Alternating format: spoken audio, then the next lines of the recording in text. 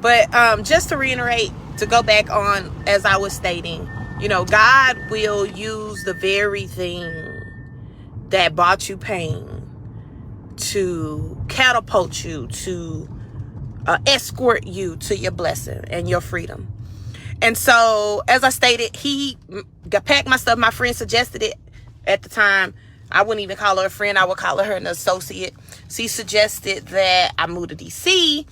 And like I said, I had never in my life ever thought about moving outside of Texas. And for some reason, there was a peace. That's what a lot of times when people ask, how do you know it's God? The Bible says that God is not the author of confusion. He's the author and finisher of our faith. And so what I tell people is, when you know it's God, there's a peace and just a calmness that you get when you are making the right decision. And so I knew it was the right decision.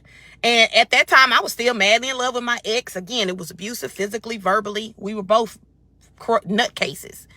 And so he drove me 27 hours to DC in my 2004 Honda Accord. And I'm setting the story up to let y'all know how God is. I did not have a job. The most I had ever made in my life was maybe $17, $18 an hour. And at that time, I maybe had $2,500 to my name. We packed up in the 2014 Honda with all I had was a few clothes. I sold everything and moved to DC with this friend. And she promised my mom, I'm going to take care of her. Everything's going to be fine. We get there. My ex stayed there for 5 days. He clowned, embarrassed me in front of all my new friends. It was a mess. And so the girl that I ended up living with switched on me within a week or two. Literally. And so she was just being mean for no reason. And I just couldn't understand. And one day after the 2 weeks, because she had told me I didn't have to pay her anything, that I could come, get on my feet. And so a lot of people don't know this, but I'm a loner. I'm an introvert, really. And I spend a lot of time alone. And so those same characteristics and same behaviors when I got to DC were the same. So I was going to events by myself. And so happened I met this young lady at an event and told her my situation. I had moved from Texas here, didn't have a job, so she helped me get a job. And so within those 2 weeks, I had found the job. I was down to maybe $1,000 in my savings. And the girl prior that I was staying with told me I didn't have to give her anything, said, oh, my light bill went up, you got to give me money. So I was frustrated. And so one morning I went to work out that morning and I started praying. I'm like, God, I'm so embarrassed. I came all the way here from DC to be embarrassed, basically. Because now I just have to go home because I have nowhere to go. One thing, I felt like I got out of one situation where I was feeling suffocated and bound to another one. And I felt like she was being mean. I'm like, I've been in abusive situations and people being mean to me all my life. I did not move across the country to come and be in another situation. And a lot of people don't know the old Crystal, but I'm a fighter. Now more so, I lean more towards being a lover, but I'm a fighter. I will fight.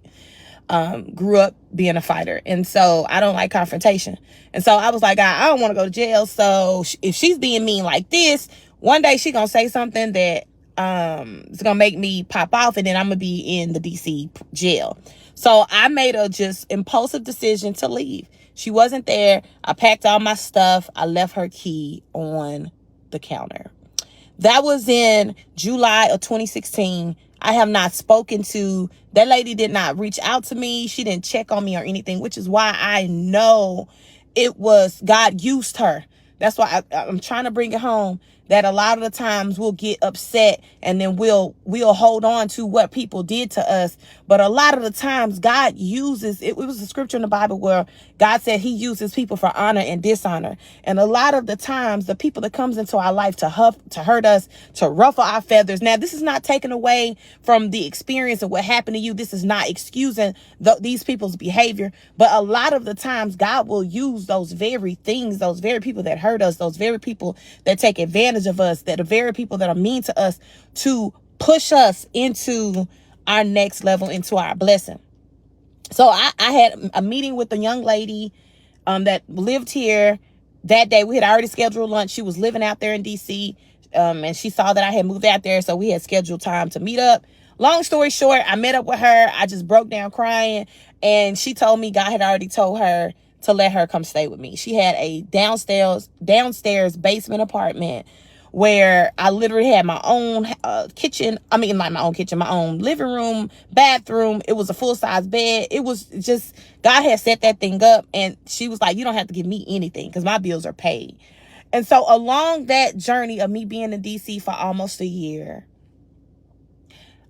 God began to show me me. And I have never cried so much in my life.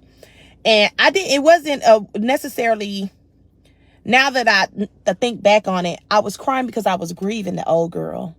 I was grieving that little girl that was abused, and I was grieving that girl that was in abusive relationships sexually and physically. I was grieving the old me. See, sometimes God has to pluck you up out of the environment that's making you sick to put you in a position to where he can have you all to yourself. And God did that just for me. And I'm getting chills now because this is how God, even his nose and him taking things from you has love written all over it. You know, a lot of times we'll think God is taking things from us because we did something bad.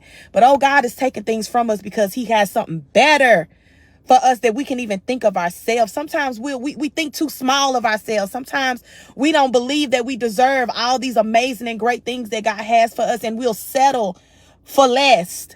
But oh my goodness, when God will take you out of something that you thought was good and give you something so much better. But anyways, I'm gonna stop preaching. But had me in that apartment, and God pulled me to myself. I was crying. I cried for months every day. I would come home and was still trying to make it work with an abusive relationship. And God was like, nope, you ain't getting it yet. I'm trying to take you away from something. I'm trying to take you away from something because I got something better. And I stayed out there for almost a year. I cried a lot, prayed a lot. I had a job. And I think within that year, God said, okay, it's time for you to go back home. And I went back home, and I was on my mama's couch. I was even more depressed. I was like, God, I left DC. I left Texas, to come back to home, come back home. I left home, left everything to come to DC just to come back to be on my mama's couch. I was depressed. I was sad, but I didn't know what God was doing. He was setting me up. So I remember one day I was leaving my mama's house, and my mama, one thing about my mama got my back. One thing she doesn't say really a lot, but when she does say some things, you better listen to her. But for some reason, during that transition, she never said anything to me. She made her home comfortable enough to where I know she could feel that I was sad and I was feeling insignificant at 34 back at home with my mom, but she had a way and a grace of making me feel comfortable where I was. And I remember getting up one day, getting in my car, and my car was paid off, thank God. No matter of fact, I got a loan on my car, so it wasn't paid off. I had got like a little small loan. And I got in my car, and I just started hollering and screaming and crying to God. See, God be already knowing what we be feeling. He just be waiting on us to really just go on and just talk to him. So I got in my car and I was driving. I just started hollering and screaming. I'm like, God, what did I do to make life so hard for me? All I do is give of myself. I know I'm not perfect, but you told me to start this women's support group in 2008. And a lot of times people don't know. For one, I've never made any money off of these events. And a lot of the times I would take my rent money, I would take my car note money and pay for some of these events. And I've gotten a lot of cars repoed. I've got evicted out of my apartment, all of that, to sacrifice for other people. And God was like, well, because what I'm doing for you is you've sacrificed for so many other people, and you said yes to me. I had to strip you of everything that was attached to whoever thought that they created you or whoever thought that they helped you get to where you are, so that they could see the glory in you and know that it was me that did it. Long story short, I met up with this one young lady. She told me about a job, and she was like, it's not making a lot of money. It was making $15 an hour. I didn't care. I needed a job, and I so happened to get into the insurance industry. Didn't even know, and if I wouldn't have never moved to DC, I would have never left the nonprofit job that I had that I absolutely loved. And I would have never met this young lady. Long story short, met her, got into the insurance industry. I hated the job. The pay was horrible. I couldn't pay my rent, but I just kept remembering what God told me. You know, all these sacrifices that you make, I'm going to bless you for that. That yes, you gave me when you took care of your daddy. That yes, you gave me when you started doing the support group to help other women get healed and grow. Didn't know that in the process of me saying yes and me giving to others and me pouring my love out to others, God was healing me. Didn't know it. Long story short, started that job. I was at that job. It was dead end. And God said, act as if this job is the job that is paying you the money that you deserve. Because I hated the job. I'm just going to be really honest. I hated the people that worked there. I just did not like the job. And what's so crazy, the girl that helped me get the job, I don't even talk to her no more. That's why I said God will use people to get us to what it is he's trying to get us to. And sometimes he'll use you to help help others get to where they need to go to. So I got the job. So I said, okay, God said, come to this job, get up in the morning, be grateful for this job as if it's paying the amount of money that you know you deserve. Now, I ain't never made six figures in my life. Like from 18 to in my 30s, I barely made $16, $17 an hour. Barely. But it was, I guess for me, it was enough because I didn't have any children. And, you know, I was able to maintain my lifestyle. I'm not going to lie. I've had men in my life that literally took care, like that would take care of me. So I really wasn't making any money.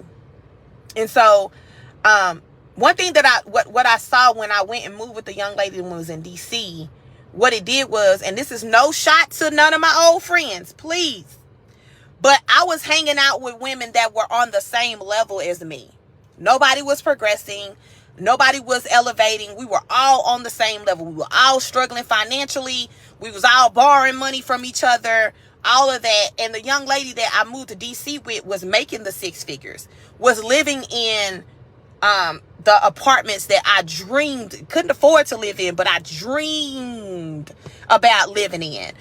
Driving an Audi that I thought was absolutely beautiful. And one thing that I never did is I never coveted that girl. I was never jealous of her. When I went into her apartment that she stayed on the 5th floor, I was amazed. I was excited. I was like, oh my God, this is such a blessing. I was like, God, if you can do it for her, then you can do it for me. Not out of no envy or no jealousy, but it was out of, man, God, I'm around people that's doing it. So that means it's not far from me.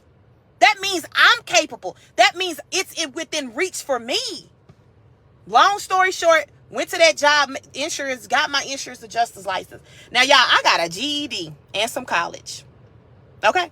I'm going to say that again. I got a GED and some college. I have not graduated from college as much as I've gone to school. I should have a college degree, but I don't.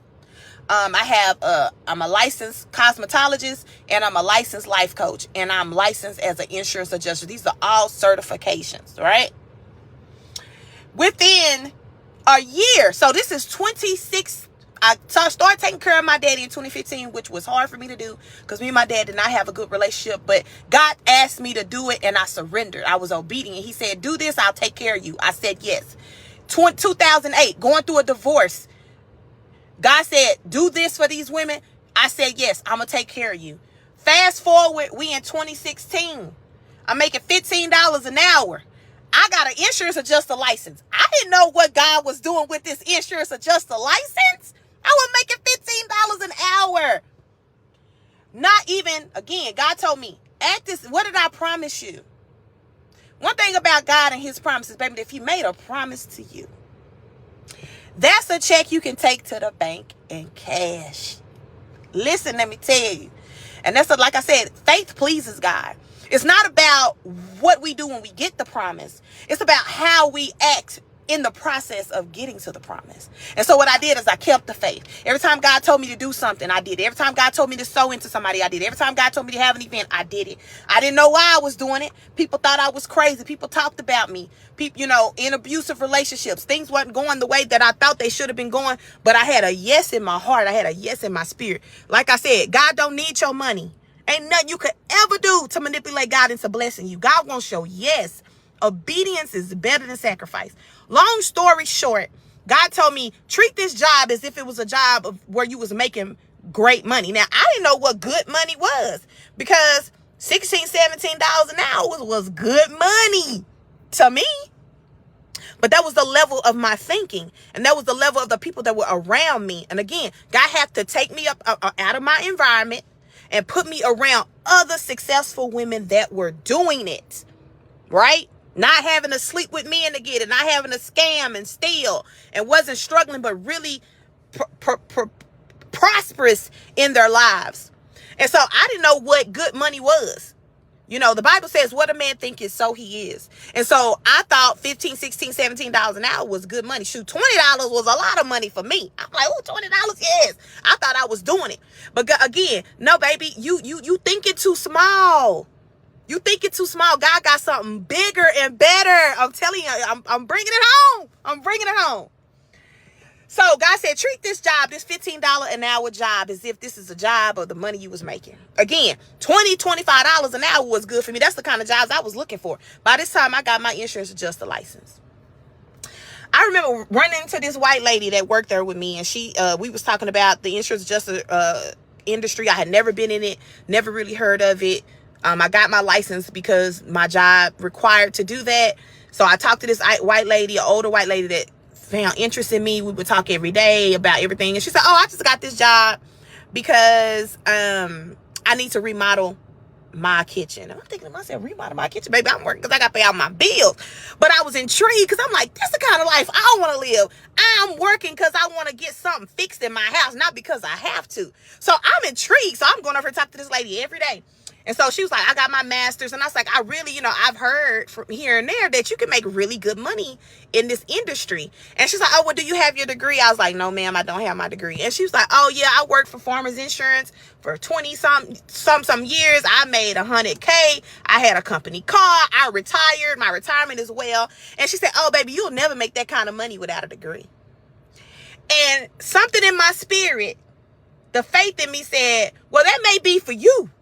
And that may be for somebody else. But the God I serve, I trust and believe that if he said I can have it, I don't have to have no degree. God will open a door. Matter of fact, he will create a door for me and open it up, and I'll walk right through it. So I denounce. That's another thing. I got a pen and put a pen there.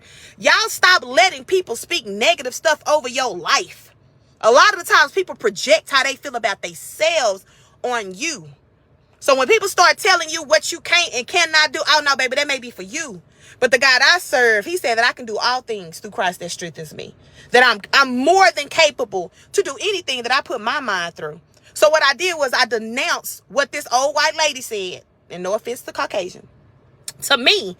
And I said, oh, well, that may be, and I said this out loud, well, that may be for some, but I'm believing God that I'm going to do this for me. Long story short, not even a week later, God said, turn in your resignation. I'm like, my resignation? I'm going to pay my bills. Oh, Lord, I'm scared, but I'm going to be obedient. Again, obedience is better than sacrifice. I keep saying that to y'all because this is my story. When God wants a yes, it's your faith. He said that's the only thing that pleases him. Go look at the Bible. The only thing that pleases God is your faith.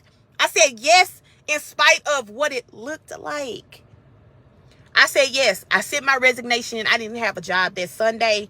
By that Wednesday, Hurricane Harvey happened, and I got a call. Again, it's all me and TJ were talking about this yesterday about cultivating relationships.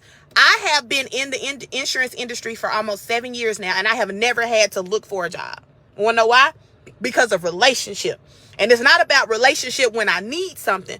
It's cultivating and nurturing those relationships because I understand that relationships can get you into doors that money and credentials and degrees cannot get you into. And so I call her my godmother. She's been in the industry for a long time. Again, I've cultivated this relationship with her. Picked up the phone. You ready to go to work? I'm like, yeah, what you got for me? I got this job in Austin. Y'all, I had to go get a loan on my car. On my little Honda. I had paid it off with the 2004 Honda. Listen, the old 400 that got me to DC, they got me back to Texas, was about to take me to Austin. Didn't even know what I was about to get myself into. Go to Austin. It was hard. It was hard being out there by myself, staying in hotels, didn't know where I was, didn't know anybody. But all I knew was my faith. And I knew that if God took care of me thousands of miles away from my family, that he was going to take care of me in Austin. But see, sometimes God got to set us up, because the old Crystal wouldn't have took that opportunity if I hadn't have jumped up and packed my stuff and moved to DC on my own. So now I'm a big girl. I can do that. I can do this. Go to Austin. Y'all was making $1,200 a day. I'm going to repeat that again. I went from $15 an hour. God told me, treat this job as if this is the job of your dreams. And I didn't even know what a job of my dreams was, baby. $20 an hour to me was a lot of money. But again, what a man thinketh, so he is. My thinking was too small. And what God had to do was transform my mind by me saying yes. I said yes. I didn't know what I was saying yes to, but I said yes because my faith, because I trusted that God was going to take care of me. I went from making $15 an hour, y'all, in 2016 to $1,200 a day. I was working 7 days a week. Yeah. And from that day on, now again, I've never made any money off of any event that I've ever had, ever. So this year, last year, I actually established profitable businesses to where, that's why I said I wasn't going to do and put a lot into these brunches anymore, because it's my turn to reap a harvest. So I've made my money as an insurance adjuster. I've made six figures. I've made good anywhere from 80 plus K a year plus. And I have not had to work hard to get it. I get phone calls. Hey, Chris, you need a job? Oh yeah, I need a job. Okay, say no more. I got you. Let me put your name down. Because of me cultivating relationships with people. I literally have quit jobs. My mom was like, I ain't never seen nobody in my life get a job and quit, and in the next 2 days, I'm like, girl, I start work tomorrow. Sad about it. I have had hundreds of thousands of dollars deposited into my account effortlessly. Want to know why? Because of my faith. You want to know why? Because of my obedience. I said yes. So I don't know who this is for. And I hope this testimony helps you. And I hope that it encourages you. I hope that it provokes you to shift your mindset. And whatever God is telling you to do it. Because on the other side of you, even if it's letting the hurt go, forgiving those people that hurt you, forgiving those people that took advantage of you. Listen, I had to forgive my dad. And see, I don't want y'all to miss in the process of all this transition that I was also forgiving people too. My dad was abusive. I had to put my life down to go take care of my dad. I forgave him. I forgave my ex that was abusive to me. I forgave those friends that took advantage of me, that lied, that belittled me. I forgave. Forgiveness. I put some stuff down in order to pick some stuff up, and all the stuff that I put down. And the things that I picked up was so much greater. And what I know without a doubt, that what God has blessed me with is not even compared to the things that he has in my life. And I want to, and I'm wanting to encourage you guys, and I put my life, and I'm transparent because I want to be an example of what yes looks like.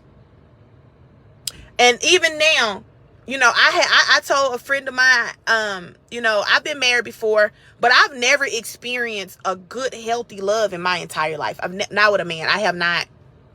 And a lot of it had to do with me. And I went to therapy. I started addressing my issues. And so even with the mate, it's so many women that I have ministered to and encouraged. It's married women that call me for advice. I just know that God has given me this wisdom that sometimes I be so surprised and shocked that he's given me. But I have encouraged and prayed for other women for God to bless them with amazing men. And the reason why I was so fervent and I had so much faith for other women is because I didn't have faith for myself to get a man, because I didn't feel like I made really good choices in men. So I had to put that down and say, no, I have made good choices, because the niggas that I've been dating, y'all, since about 17, and I don't play. And I had to tell myself, that's one thing that I'm learning, and for you guys too, we have to be more compassionate with ourselves and have more grace for ourselves, the same grace and mercy that we have for others. We have to do that for ourselves. I've been through a lot, and the same grace that I give others that have been through a lot, I have to start giving it to myself. And I don't know who that is for, but we got to start giving ourselves more grace and mercy. But yeah, I started giving myself more grace and mercy. And I know I'm going to meet my soulmate. Y'all heard it now. This year, I'm going to be engaged and about to be married this year. And you know what? It's not even really about marriage, because I've been married before. And I think a lot of times women get so caught up in the title that they don't put enough into the relationship. So my goal and my desire is to have a healthy, successful, loving, a relationship that's filled with love and commitment and compassion and loyalty. So yeah, I said that to say, and I'm gonna get off this phone because I'm late for my appointment. I got to get my hair done. God, you can't manipulate God. You can't give to God to bless you. You can, if that's what he told you, but it's not about you giving. It's about you being obedient to what he asked you to do. And that ain't even just attached to money. It could be God telling you to relocate. God telling you to start that business. God telling you to forgive your father, forgive your mother, forgive that person that molested you, forgive that person that raped you. There is something that you have to put down in order for you to pick up those miracles and those blessings and that abundance that's waiting on the other side of that hurt. And so that's where Sis Let That Hurt Go comes from. I am the poster child of Sis Let That Hurt Go, because it wasn't until I let the hurt go, I let my low thinking of myself, when I shifted my mindset, when I start being more open to love and gentleness and being kind to people, that on the other side of that, where my blessings came from. And that's it. That's it. That's all. I wasn't trying to preach, but I just felt that in my spirit that someone needed to hear that. And I hope it provokes you and encourages you to get deeper, get your relationship with God deeper, to get more consistent with seeking God, and so that you can be able to hear when God is giving you that instructions. And that, to me, in itself is a blessing, to be able to hear God for yourself and know that it's him and be confident that it's him, and then having the courage and the bravery to do it. Because a lot of the times that's where we're stuck. We hear God, we know it's God, but we're stuck in between having the courage and the bravery and the faith to do it, and not giving a crap about what somebody else feels or what somebody else is going to say. Because people thought I was crazy moving to DC. But that's what God told me to do. And I did it. And God shifted me.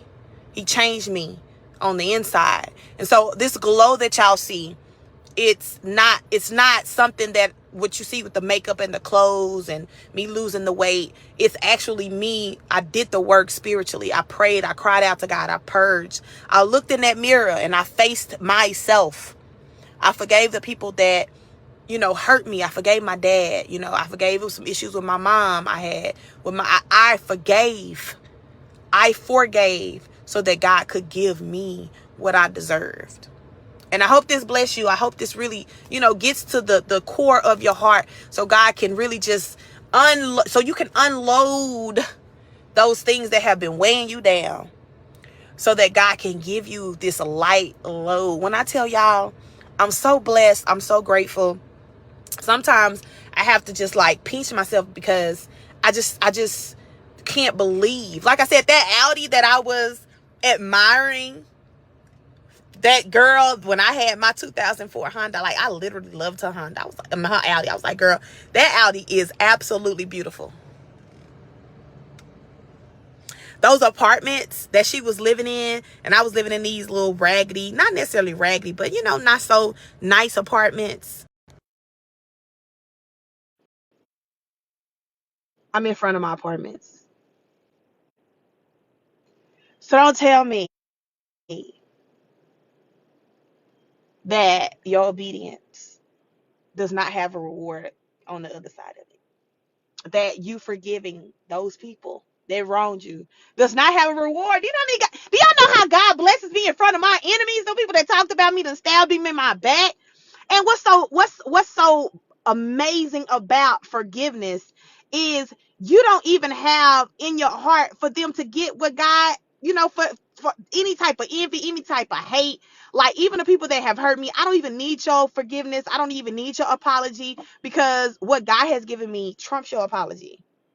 What God has done for me trumps you acknowledging what you did to me, or you acknowledging that you wronged me, or you giving me the money back that you owe me, or you going back telling those people that you lied on me. What God has done for me trumps that. You can keep your apology. You can keep that lie. You can keep on spreading the lie, because one thing that I love, that the truth always outlives the lie, and I am the poster child of that. Man, your obedience is better than sacrifice, man. If God told you to do something, do it. I beg you. On the other side of it, baby, I'm telling you, it's a it's a blessing that's gonna blow your mind. Do it. Please do it. Well, I love y'all. And I pray that your day is filled with love, peace, serenity, unexpected blessings, everything that you deserve and everything that you don't think that you deserve. I hope God showers you with that. I'm gonna get my hair done. I love y'all. Thank you so much for the support. Thank you for engaging in the group. Please continue to invite people, share this. Sis Let the Hurt Go is not something that I'm letting go. It's just God is birthing something new. In a Room Full of Sisters is not going anywhere. God is just giving me new visions and new things to do to be more effective and to be more impactful. And I'm just grateful that you guys are along for the ride, baby. We all gonna be winning. All 3,900 that's in this group, and all the 10 plus thousand friends and Instagram friends, that sisters that I have on my social media. The goal is for us all to win. So we won't be sitting around envying and being mad at one another because your sister winning. Instead of being mad, ask her, sis, how you do it. And I'm giving y'all the blueprint. These people can tell y'all how to do things as far as financial wise, but I'm telling you how to do it on the inside, so you can keep it, so you can be consistent in those blessings. And it's letting hurt go. It's letting things of your past that have weighed you down. That's the formula right there. Let it go, baby, because on the other side of that hurt, oh, this soap man, listen, y'all, I don't know who my husband is. I don't know who this finance man is, but I can't wait to meet him. I can't wait to meet him. I don't know who he is. He may be in my life. But I can't wait to meet him. I can't wait to love on him. I can't wait for him to encourage me. I can't wait for him to love on me. I can't wait. I'm just excited. I really am. I can't wait to be a multi-millionaire so I can retire my mom. Although I haven't made it to the millions, it was such a blessing to be able to just send my mama 5 racks and say, do as you please. I did that. And I'm grateful. So grateful. So grateful. But yeah, I love y'all. I'm on the freeway. I can't drive and talk. I love y'all. Continue to shine. Continue to shift your mindset. Continue to forgive. And sis, let that hurt